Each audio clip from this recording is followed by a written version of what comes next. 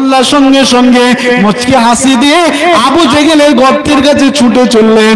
আমার রাসূলুল্লাহ মানুষ যে আমার হাবিবকে কষ্ট দিয়েছেন ক্ষণিকের জন্য আমার রাসূলুল্লাহ সেই কষ্টের কথা মনে রাখতেন না। আল্লাহর হাবিব নির্দ্বিধাতে সঙ্গে সঙ্গে মানুষকে আল্লাহর হাবিব মাফ করে দিতেন। তাই মাফ করে দেওয়া এটা হচ্ছে আমার রাসূলুল্লাহ সুন্নাতের ভিতরে একটা অন্যতম সুন্নাত। একটু কি জোরে জোরে বলা যাবে না সুবহানাল্লাহ? আবার রাসূলুল্লাহ একবারের জন্য বলেননি আবু জেহেল তো আমার দুশমন, আবু জেহেল তো আল্লাহর দুশমন, ইসলামের দুশমন, আমি কেন আবু জেহেলকে গর্ত থেকে তুলবো? না না না না, একটিবারের জন্য আমার রাসূলুল্লাহ এই কথা বলেন না। আমার রাসূলুল্লাহর আদর্শটা কেমন দেখুন।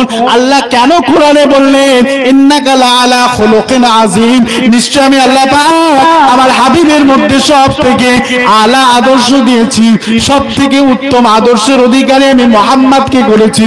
কেন আল্লাহ এই কথা বললেন? দেখুন আমার রাসূলুল্লাহর আদর্শটা কেমন।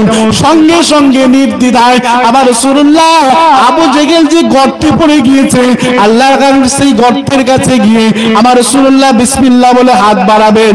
হাত বাড়াবার পূর্বে আবু জেহেলকে বললেন যে আবু জেহেল আপনি আজকে আমাকে কেন ডেকেছেন? আবু জেহেল আমার হাবিবকে বলতে লাগলেন হে ভাতিজা মুহাম্মদ, আমি গর্তে পড়ে গিয়েছি, গর্ত থেকে আমাকে কেউ তুলতে পারছে না, তবে মুহাম্মদ তোমার মধ্যে আল্লাহ প্রদত্ত একটা আধ্যাত্মিক ক্ষমতা আছে, তুমি একমাত্র আমাকে গর্ত থেকে তুলতে পারবে। আমার রাসূলুল্লাহকে যখন আবু জেহেল এই কথা বললে আমার রাসূলুল্লাহ তখন বলতে শুরু করলেন চাচা আবু জেহেল, আমি আপনাকে অবশ্যই গর্ত থেকে তুলবো বটে, কিন্তু আমার একটা আশা, আপনাকে দ্বীনের কালেমা পড়ে ঈমান আনয়ন করতে হবে। আবু জেহেল আমার রাসূলুল্লাহকে ব্ল্যাকমেল করেছিলেন। অর্থাৎ সেই সময় আবু জেহেল আমার হাবিবকে বললেন মুহাম্মদ তুমি যদি আমাকে কুয়া থেকে তুলতে পারো আমি তোমার হাতে হাত দিয়ে দ্বীনের কালেমা পড়ে ঈমান আনয়ন করব। আমার রাসূলুল্লাহ বড় খুশি হয়ে গেলেন। আমার রাসূলুল্লাহ ছিলেন নরম মনের মানুষ, সাদা মনের মানুষ। আমার রাসূলুল্লাহর মনে কোনো প্যাঁচ ছিল না। আমার রাসূলুল্লাহ বাঁকা মনের মানুষ ছিলেন না। আমার রাসূলুল্লাহ সাদা সিধা মনের মানুষ ছিলেন। আমার রাসূলুল্লাহ আবু জেহেলের উপরে অন্ধ বিশ্বাস করে সঙ্গে সঙ্গে আমার রাসূলুল্লাহ বিসমিল্লাহ বলে সেই গর্তের দিকে হাত বাড়ালেন। আবু জেহেলের সাথে আমার রাসূলুল্লাহ হাতটা মিলে গেল। আমার রাসূলুল্লাহ আবু জেহেলের হাত ধরে একবারে কুয়া থেকে অর্থাৎ গর্ত থেকে উপরে উঠিয়ে নিলেন। আর আমার রাসূলুল্লাহ আবু জেহেলকে বললেন হে চাচা আবু জেহেল, আপনি ওয়াদা করেছিলেন আপনাকে আমি গর্ত থেকে তুললে আপনি দ্বীনের কালেমা পড়ে ঈমান আনয়ন করবেন, আপনার ওয়াদাটা আপনি আবার পূরণ করুন, আপনি দ্বীনের কালেমা পড়ে ঈমান আনয়ন করুন। আবু জেহেল বলল সেই সময়তে বলতে শুরু করলো হে মুহাম্মদ, না না না, আমি তোমার দ্বীনের কালেমা পড়ে মুমিন হতে পারি না।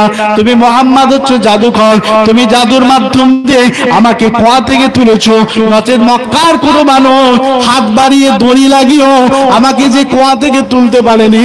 আর তুমি কি একটা মন্ত্র পড়ে আমার দিকে হাত বাড়ালে, সঙ্গে সঙ্গে তোমার হাতের সাথে আমার হাত মিলে গেল, তুমি আমাকে গর্ত থেকে তুললে। তোমার মতো জাদুকর পৃথিবীতে আর একটাও না। আমি তোমার উপরে তোমার হাতে হাত দিয়ে তোমার আল্লাহর উপরে ঈমান আনতে পারি না। আমার রাসূলুল্লাহ আবু জেহেলের এই কথাটা শুনে বড় দুঃখ পেয়ে গেল, বড় ভারাক্রান্ত হয়ে গেল, কিংকর্ত বিমূঢ় হয়ে গেল। আমার রাসূলুল্লাহ কষ্ট নিয়ে বাড়িতে ফিরলেন। কিন্তু পরবর্তীতে আমার রাসূলুল্লাহকে আল্লাহ পাক এত বড় একটা তোহফা দান করেছিলেন। আবু জেহেলের সেই দিনের কষ্ট ভুলে গিয়ে আমার রাসূলুল্লাহ আনন্দিত হয়ে আল্লাহ পাকের শুকরিয়া আদায় করেছিলেন। একটু জোরে জোরে বলা যাবে না সুবহানাল্লাহ? আর একটু জোরে বলা যাবে না সুবহানাল্লাহ? তোমার বড় বড় আল্লাহুম্মা সাল্লি আলা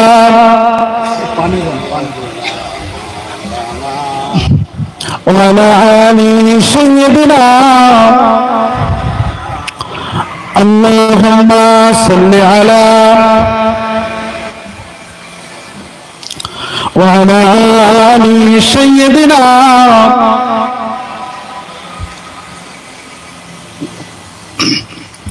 हुरो गिलमान देखे रास्ता सरकार का, रास्ता सरकार का। हुरो गिलमान देखे रास्ता सरकार